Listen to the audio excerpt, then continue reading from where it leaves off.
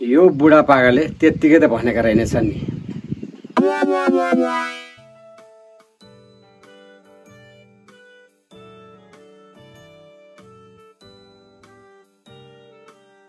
On के त्यतिको बुढापाकाले भनेको होइन रहेछन् भन्छन् यी बाउ। घर सम्हाल्ने बिगार्ने आइमी गुणा हुन्छ भन्थे हो र छ।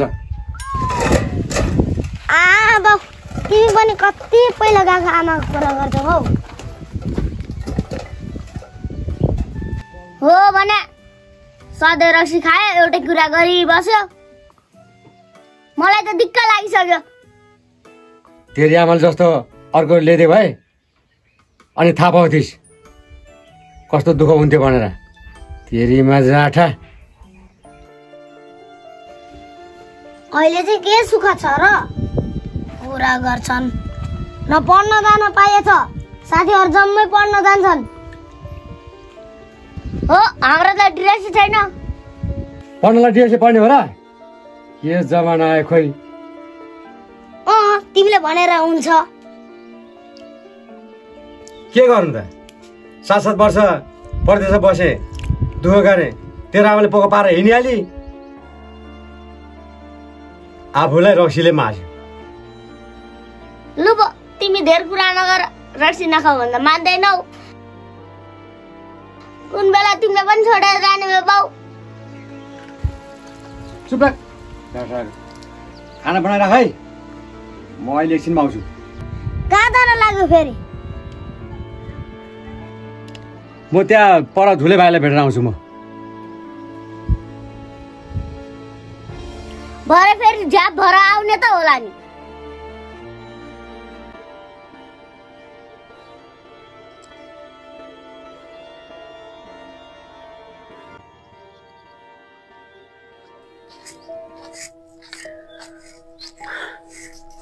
उफ के साह्रो गर्मी बढेको हौ। यो घाम त झन् नजिक नजिक आउँछ क्या हो। एकछिन बस्नु पर्यो।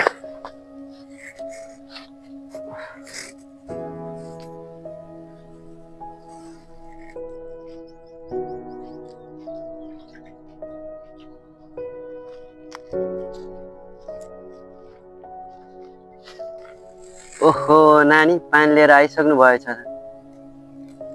त काका ढुङ्गा खोज्दा देउतै मिल्यो नि नानी। पानी प्यास लागेर हिँड्नै नसक्ने भइसक्यो थिएँ। हो र काका? हो नि नानी, बरु अलिकति चिसो पानी खानु पाए हुन्थ्यो। ए हुन्छ काका, थाप्नुहोस् न, म लगाइदिइहाल्छु नि।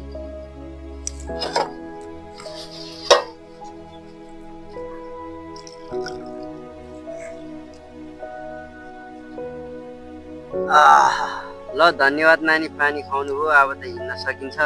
ल जाउँ नानी।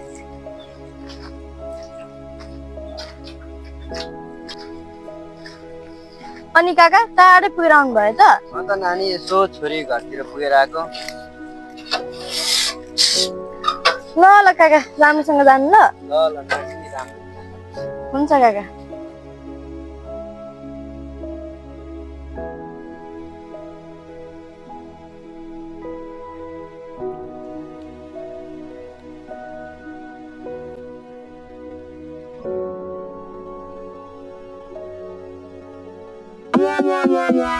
यो घाम पनि के साह्रो हो, दिक्कै लाग्ने हो भने यो चैत वैशाखको हावा र हाम्रो जिन्दगी उस्तै चलिरहेछ बिना साथको।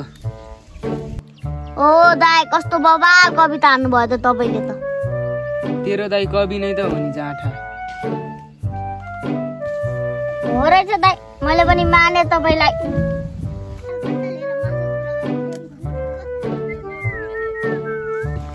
दाइ म पनि एउटा कविता हान्दिम। आउँछ र तलाई? लु हान्न त। तिमीलाई मन पराउनु भुल परेछौ, टिपेर शिरमा सजाए गनाउने फुल परेछु। होइन कसलाई भनिसौ, कराइदिस् त। कसलाई भन्नु नि दाइ, तपाईको को भावना बाउजू हुनुभएको छ त, हामीलाई त कसैले हेर्दैन। चुप लाग, जिस्काउँछस् जाठा।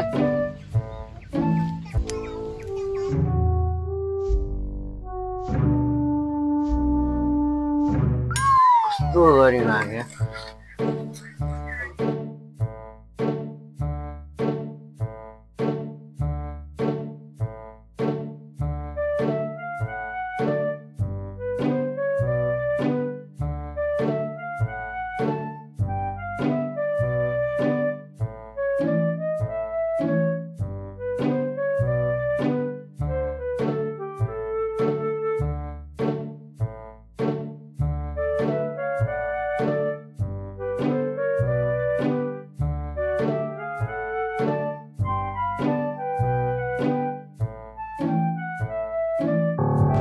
ए काका खै त लुगा खोइ हौ कहाँबाट ल्याउनु लुगा पैसै भएन ल्याइदिन्छु भनेर गएको होइन खुरुक्क चाहियो मलाई होइन कस्तो जिद्दी गर्छौ भने त पैसा भएन भनेर राडा कहाँ हुन्छ त मलाई लुगा किनिदिने त तिमीलाई जाड खानु चाहिँ थियो होला नि होइन होइन आइपुग्न पाएको छैन किन बोलाउँछौ त त्यसरी के चाहिँ लाउनु हो अब म नयाँ वर्षमा चाहिँ अब यत्रो दिन बाँकी छ किन्नुला नि हौ हो किनिदिन्छौ तिमीले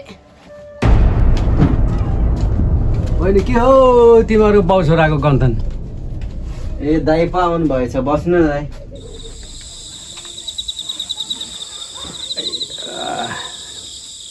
अनि दाइ आज कताबाट बाटो बिराउनु हो के बिराउनु हौ भाइलाई सम्झेर आएको नि आउनु त पर्छ दाइ हेर्नु न उहाँ केटोले नयाँ कपडा भनेर हैरान पारिरहेछ के गर्नु हौ मेरो पनि हालत त्यस्तै नै छ धेरै कमाउन सकिएन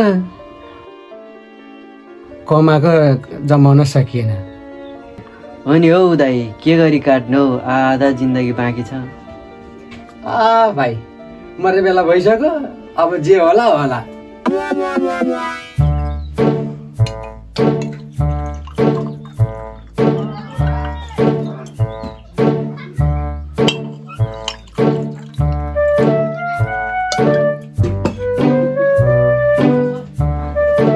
ल दाइ खाउँ छोरी घर गएको थिएँ छोरीले पठाइदिएकी थिए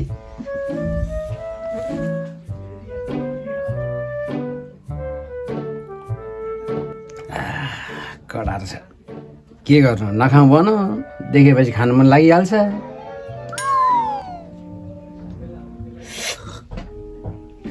दाइ अब मर्ने बेलामा के छोड्नु हौ खानुपर्छ टन्न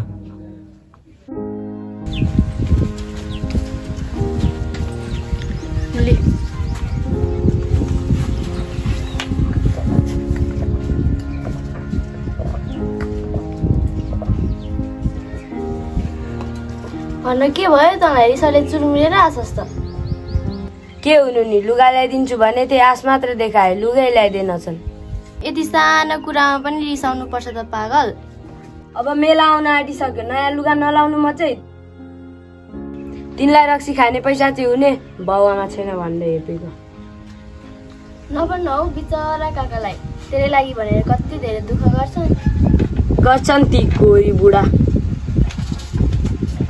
चुप्ला कुवागामा कसैले मिठो कुरा दिँदा त मेरो भतिजोले खान्छन् भनेर लुकाएर ल्याइदिन्छन् मेरै आँखाले देखेको जे भए पनि नयाँ वर्षमा लुगा त लाउनु पर्यो नि अनि के हतार त किनिदिनुहुन्छ होला नि बिस्तारी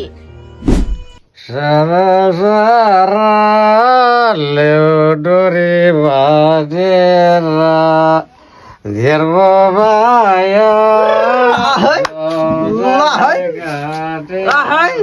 दाजु थोरै थप्दिउ म मातेको त छैन अलिकति मात्र है भाइ छैन हौ दाइ छैन अलिकति खान मात्दै छैन अलिकति खान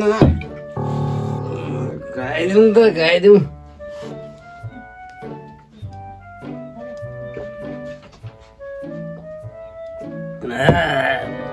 साह्रै मिठो रक्सी पठाइदिएछ छोरीले बैगनी रहेछौ मायालु मिठो सम्झनामा ए भाइ यस्तो गाजर नगाए तेरो भाउजूको मलाई साह्रै याद आउँछ पहिला जाने भाउजू के कुरा गर्छौ है हाम्रो त मरेर गई ए भाइ बुढी बिनाको जिन्दगी त भल्लो हुँदो रहेछ अर्को भाउजू ल्याउनु पर्यो हौ दाइ के बिर्नु भाइ मर्ने बेलामा हरियो काँक्रो कुरा गर्यो कुरैको दुःख ल यति चाहिँ सकाउँ है ए लास्टै भएको हो ल